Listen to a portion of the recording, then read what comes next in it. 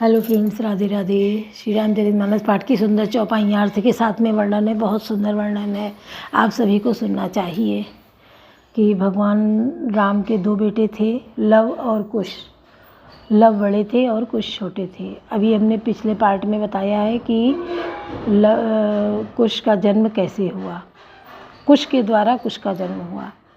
तो जब ये पढ़ लिख कर बड़े हो गए, शिक्षा प्राप्त किए, तो सीता जी ने इनको बताया नहीं था कि मतलब राम लक्ष्मण के बारे में। और ये अब राम ने वो राजसूय यज्ञ किया।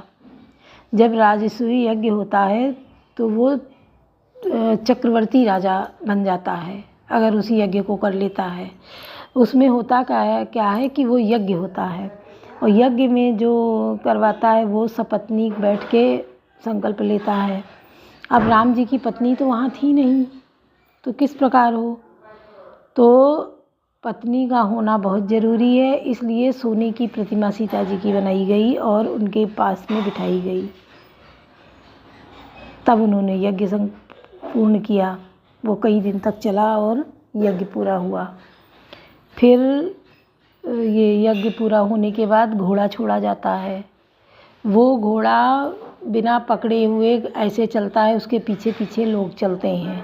वो जिधर भी जाए उसको कोई रोकता टोकता नहीं है, कोई पकड़ता नहीं। वो जिधर जिधर जाता है पूरे राज्य के जितनी दूर तक उसको घुमाया जाता है। अगर किसी ने उसको पकड़ लिया तो उसको युद्ध करना होता है। तो राम जी ने छोड़ा था घोड़ा राजसूय यज्ञ करके, तो राम जी से युद्ध करना था। अब उस घोड़े के साथ में लोग चल रहे थे, फिर बदल बदल के वो चल रहे हैं, फिर बदल के वो चल रहे हैं, इस प्रकार से। अब घोड़ा जो है वो घूमता घूमता घूमता घूमता चलते चलते वाल्मीकि आश्रम के आसपास आ गया। जब वहाँ आया, घोड़ा बहुत सुंदर था, क्योंकि लव कुश को घुड़सवारी और बहुत कुछ सब सिखा दिया था वाल्मीकि जी ने, एक गुरु की तरह।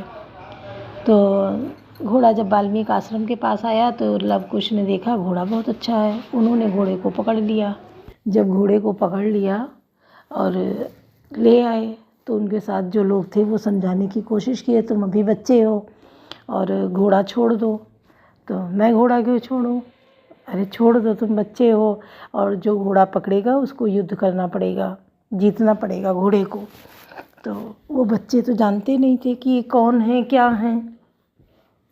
तो मैं युद्ध कर लूँगा, मैं जीत के लूँगा, मुझे घोड़ा चाहिए, मैं घोड़ा लूँगा। ऐसे करके वो भिड़ गए उनसे। अब जब भिड़ गए तो लड़ाई होने लगी। उसमें लव और कुश, एक पकड़े घोड़े को, एक लड़ रहा है, तीर तलवार चलाना शुरू कर दिया। अब जब ये तीर तलवार चलाना शुरू कर दिया तो हरा दिया। वो लोग गए, पता चला अयोध्या पहुंची बात। वहाँ पता चला कि दो बच्चे हैं, उन्होंने घोड़े को पकड़ा है। तो लक्ष्मण जी आते हैं छुड़ाने के लिए घोड़े को। तो जब लक्ष्मण जी कहते हैं तो ये लोग उनसे भिड़ जाते हैं कि घोड़ा युद्ध करके मैं तभी दूंगा, और मैं जीतूंगा तो मैं घोड़ा लूँगा, घोड़ा मेरा है।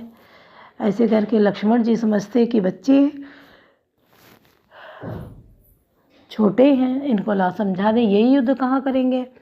पर वो तैयार नहीं हुए, लक्ष्मण जी से भी युद्ध करने लगे। जब लक्ष्मण जी से युद्ध किया और बच्चा समझ के लक्ष्मण जी ने चलाया नहीं तीर तलवार कुछ भी उन पे, कि इनको आघात ना पहुँचे। तो उन्होंने क्या किया, लक्ष्मण जी को बांध लिया, पकड़ के बांध के, और घोड़े को और ले जाके हंस रहे हैं। अच्छा, लक्ष्मण जी जो हैं वो कुछ समझ जाते हैं, क्योंकि वहीं पे उन्होंने सीता माँ को छोड़ा था। तो वो समझ जाती है बच्चे किसके हैं। और वो देखने में बहुत तेजस्वी बालक हैं, दोनों बहुत तेज है उनमें, अपार। और वो बातें भी बहुत अच्छी कर रहे हैं, कि किसी अच्छे के द्वारा सिखाई गई बातें हों। तब तक सीता जी उधर से निकलती हैं और वो छुप के देखती हैं बच्चे क्या कर रहे हैं।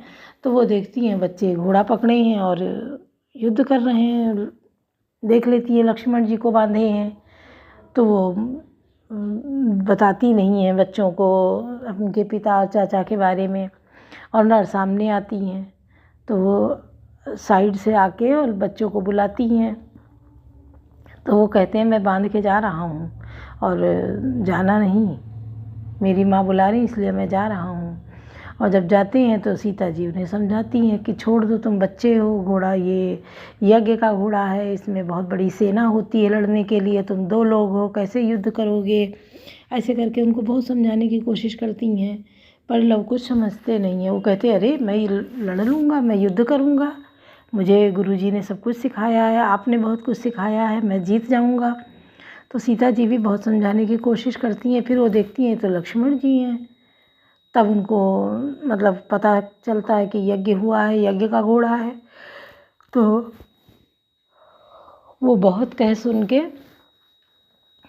उनको छुड़ा देती हैं। उसी आते हैं छोड़ने के लिए, तो उसी समय जो है सीता जी दिख जाती हैं। लक्ष्मण जी पैर पकड़ लेते हैं सीता जी के और कहने लगते हैं कि ये बच्चे कैसे क्या, पर सीता जी कुछ भी बताने से इनकार करती हैं। और लक्ष्मण जी, ये लव कुश जो हैं, ये पूरी कहानी वाल्मीकि जी से सुने होते हैं, राम के बारे में, सीता जी के बारे में, पर ये नहीं पता होता है राम ही इनके पिता हैं या लक्ष्मण चाचा हैं, लेकिन कहानी इनको एक एक पता होती है। तो ये बच्चे जो हैं जब छोड़ देते हैं घोड़े को तो वो तो विजयी, विश्व विजय बन जाते हैं, जीत लेते हैं राम जी। फिर ये बच्चे जो हैं दोनों निकलते हैं और जाते हैं, गाथा गाते हुए चलते हैं, पूरी राम और सीता की गाथा सुनाते हुए, जहाँ तहाँ गाथा सुनाते हैं और चलते हैं।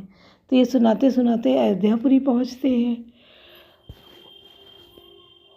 वहाँ जाके इनकी गाथा जो है सब लोग भीड़ लग जाती है सुनने के लिए। सभी सुनते हैं और सब समझ जाते हैं। तो भगवान राम और माता सीता की कहानी सुना रहे हैं बच्चे। तो वो दरबार में बुलाए जाते हैं, राम जी उनको बुलाते हैं अपने दरबार में। और जब ये दरबार में जाते हैं तो वहाँ जाके ये पूरी गाथा सुनाते हैं राम और सीता की। तो सुनते हैं सभी लोग, क्योंकि सबको पता है कि ये किसकी है, और सुनकर सब बड़े भावुक हो जाते हैं और बच्चों को चिपका लेते हैं अपने गले से। सुनिए, बहुत सुंदर वर्णन है, सुनिए। कवन सो काज कठिन जग माही, जो नहीं होई तात तुम पाई, निजूर माल बसन मनी, बाली तनय पहिराए, विदा कीन भगवान तब बहु प्रकार समझाए। कवन सो काज कठिन जग माही, जो नहीं होई तात तुम पाई।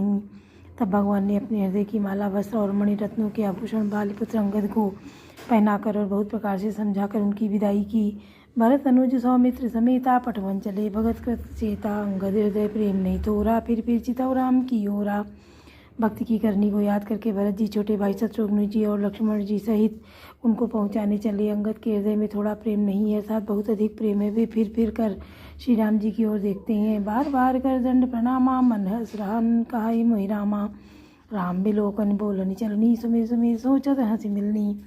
और बार बार दंडवत प्रणाम करते हैं। मन में ऐसा आता है कि श्री राम जी मुझे रहने को कह दें, और वे श्री राम जी के देखने की, बोलने की, चलने की तथा हंस कर मिलने की रीत को याद कर करके सोचते हैं, दुखी होते हैं। प्रभु रुख देगी विनय बहुबा की, चले हृदय पद पंकज राखी।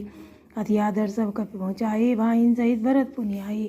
किंतु प्रभु का रुख देखकर बहुत से विनय वचन कहकर तथा हृदय में चरण कमलों को रख कर वे चले। अत्यंत आदर के साथ सब बानरों को पहुँचाकर भाइयों सहित भरत जी लौट आए। तब सुग्रीव चरण गई नाना बात विनय कीने, हनुमाना दिन 10 करि रघुपति पद सेवा, पुनितौ चरण देखियों देवा। तब हनुमान जी ने सुग्रीव के चरण पकड़कर अनेक प्रकार से विनती की और कहा, हे देव, 10 दिन कुछ दिन श्री रघुनाथ जी की चरण सेवा करके फिर मैं आकर आपके चरणों के दर्शन करूँगा। पुण्य पुंज तुम पवन कुमारा, सेवौ जाई कृपा आगारा। अस कही कप सब चले तुरंता, अंगद गाय सुनो हनुमंता। सुग्रीव ने कहा, हे पवन कुमार, तो पुण्य की राशि हो जो भगवान ने तुमको अपनी सेवा में रख लिया। जाकर कृपा धाम श्री राम जी की सेवा करो। सब वानर ऐसा कहकर तुरंत चल पड़े। अंगद ने कहा, हे हनुमान सुनो, कवन सो काज कठिन जग माही, जो नहीं होई तात तुम पाही। कहु दंडवत प्रभु सहे, तुम्हें काहू कर जोरी, बार बार रघुनायक कहीं सुरति करायो मोरी। मैं तुमसे हाथ जोड़कर कहता हूँ, प्रभु से मेरी भी दंडवत कहना और श्री रघुनाथ जी को बार बार मेरी याद कराते रहना। अस कही चलो बाली सुत, फिर आयो हनुमंत, ताज प्रीति प्रभु सन कही, मगन भय भगवंत। ऐसा सुनकर बालीपुत्र अंगद चले। तब हनुमान जी लौट आए और आकर प्रभु से उनका प्रेम वर्णन किया। उसे सुनकर भगवान प्रेम मग्न हो गए। कुल सोचाई कठोर अति कोमल कुसमोचाई चित्त खगेश राम कर समुझ परई कहु पाकाई कौन सो काज कठिन जग माही जो नहीं हुए तात तुम पाई। काकभूषण जी कहते हैं गरुड़ जी श्री राम जी का चित्त वज्र से भी अत्यंत कठोर और फूल से भी अत्यंत कोमल है, तब कहिए वह किसकी समझ में आ सकता है। पुण्य कृपाल लियो बोल निषादा दीने भूषण भसन प्रसादा जाऊ मन मम सुमिरन करे मन क्रम वचन धर्म अनुसरे। फिर कृपाल श्री राम जी ने निषाद राज को बुला लिया और उसे भूषण वस्त्र प्रसाद में दिए। फिर कहा अब तुम भी घर जाओ, वहाँ मेरा स्मरण करते रहना और मन वचन तथा कर्म से धर्म के अनुसार चलना। तुम मम सखा भरत सम्भ्राता सदा रहे हो, पुर आवत जाता वचन सुनत उपजा सुख भारी परे चरण भरि लोचन बारी। तुम मेरे मित्रों और भरत के समान भाई और अयोध्या में सदा आते जाते रहना। यह वचन सुनते ही उनको भारी सुख उत्पन्न हुआ। नेत्रों में आनंद और प्रेम के आंसुओं का जल फेंक करवा चरणों पे गिर पड़ा। चरण नले धर गृह वा प्रभु सुबाहु परिजनन सुनावा रघुपत चरित देख पुरवासी पुन पुन कहाए धन्य सुख राशि। फिर भगवान के चरण कमलों को हृदय में रखकर वह घर आया और आकर अपने कुटुंबियों को उसने प्रभु का स्वभाव सुनाया। श्री रघुनाथ जी का चरित्र देखकर अवधपुरवासी बार बार कहते हैं कि सुख की राशि रामचंद्र जी धन्य है। राम राज बैठे त्रैलोका हर्षित भय गए सब शोका भय नगर काहू सन कोई राम प्रताप समता कोई। श्री रामचंद्र जी के राज पर प्रतिष्ठित होने पर तीनों लोग हर्षित हो गए। इनके सारे शोक जाते रहे, कोई किसी से वैर नहीं करता। श्री रामचंद्र जी के प्रताप से सखी विषमता आंतरिक भेदभाव मिट गया। कवन सो काज कठिन जग माही जो नहीं हो तात तुम पाही। वर्णाश्रम निज निज धर्म निरत भेद पद लोग चलई सदा पावई सुखई नहीं भय शोक न रोग। कवन सो काज कठिन जग माही जो नहीं हो तात तुम पाही। सब लोग अपने अपने वर्ण और आश्रम के अनुसार कुल धर्म में सब पर वे सदा वेद मार्ग पर चलते हैं और सुख पाते हैं। उन्हें न किसी बात का भय है, न शोक है और न कोई रोग ही सताता है। दैहिक दैविक भौतिक तापा राम राज नहीं का वहीं व्यापार सब नर करें परस्पर प्रीति चलें सुधर्मनी अश्रुत नीति। राम राज्य में दैहिक दैविक और भौतिक ताप किसी को नहीं व्यापते। सब मनुष्य सब प्रकार से सबसे प्रेम करते हैं और वेदों में बताई हुई नीति मर्यादा में तत्पर रहकर अपने अपने धर्म का पालन करते हैं। चार्यु चरण धर्म जगमाही पूरी राह सपने अगनाही। राम भगति रत नर हर नारी सकल परम गति के अधिकारी। धर्म अपने चारों चरणों सत्य सोच दया और दान के से जगत में परिपूर्ण हो रहा है। स्वप्न में भी कहीं पाप नहीं है। पुरुष और स्त्री सभी राम भक्ति के परायण और सभी परम गति मोक्ष के अधिकारी हैं। अल्प मृत्यु नहीं कवन पीरा सब सुंदर सब बिरु शरीरा। नहीं दरिद्र को दुखी न दीना नहीं को अबुध न लच्छनीना। छोटी अवस्था में मृत्यु नहीं होती, न किसी की कोई पीड़ा होती है। सभी के सुंदर शरीर और निरोग है, ना कोई दरिद्र है, ना दुखी है, ना दीन है, ना कोई मूर्ख है, ना शुभ लक्षणों से हीन ही है। सब निर्धप धर्म रथ पुनि अरुण नर अरुणारी चतुर सब गुनी सब गुण पंडित सब ज्ञानी। सब कृतज्ञ नहीं कपट सयानी। सभी दम्भ रहित हैं, धर्म परायण और पुण्यात्मा है। पुरुष और स्त्री सभी चतुर और गुणवान है, सभी गुणों का आदर करने वाले और पंडित हैं। सभी तथा सभी ज्ञानी है। सभी कृतज्ञ दूसरे के किए हुए उपकार को मानने वाले हैं। कपट चतुराई धूर्तता किसी में नहीं है। कवन सो काज कठिन जग माही जो नहीं हो तात तुम पाही। राम राज नभ गेस सुनो सचराचर जग माही। काल कर्म स्वभाव गुण कृत दुख काहू नाही। कवन सो काज कठिन जग माही जो नहीं होई तात तुम पाही। काकभूषण जी कहते हैं पक्षीराज गरुड़ जी सुनिए, श्री राम के राज्य में जड़ चेतन सारे जगत में काल कर्म स्वभाव और गुणों से उत्पन्न हुए दुख किसी को भी नहीं होते, अर्थात इनके बंधन में कोई नहीं बंधता है। काकभूषण जी कहते हैं कोई नहीं बंधता है। भूमि सप्त सागर मेखला एक भूप रघुपति कौशला। भुवन अनेक रोम प्रतिजासु या प्रभुता कछ बहुत नतासु। अयोध्या में श्री रघुनाथ जी 7 समुद्रों की मेखला कर धनी वाली पृथ्वी के एकमात्र राजा हैं, जिनके एक एक रोम में अनेकों ब्रह्मांड हैं। उनके लिए 7 दीपों की यह प्रभुता कुछ अधिक नहीं है। सो महिमा समझत प्रभु केरी आवर्णतीनता गनेरी। सो महिमा खगेश जिन जानी फिर यही चरित्र प्रतिमानी। बल्कि प्रभु की उस महिमा को समझ लेने पर तो कानों में कि वे 7 समुद्रों से घिरी हुई सप्तद्वीपमयी पृथ्वी के एक छत्र मात्र सम्राट है, उनकी बड़ी हीनता होती है। परंतु हे गरुड़ जी, जिन्होंने वह महिमा जान भी ली है, वो भी फिर इस लीला में बड़ा प्रेम मानते हैं। सो जाने कर फल यह लीला कहीं मुनिवर दशीला राम राज कर सुख संपदा वरन न सकई फनी शारदा। क्योंकि उस महिमा को भी जानने का फल या लीला, इस लीला का अनुभव ही है। इंद्रियों का दमन करने वाले श्रेष्ठ महामुनि ऐसा कहते हैं कि राम राज्य की सुख संपत्ति का वर्णन शेष जी और सरस्वती जी भी नहीं कर सकते। सब उदार, सब पर उपकारी, विप्रचरण सेवक, नर नारी, एक नारी व्रत सब झारी, ते मन बच क्रम पति हितकारी। सभी नर नारी उदार हैं, सभी परोपकारी हैं और सभी ब्राह्मणों के चरणों के सेवक हैं। सभी पुरुष मात्र एक पत्नी व्रती हैं। इसी प्रकार स्त्रियां भी एक मन, वचन और कर्म से पति का हित करने वाली हैं।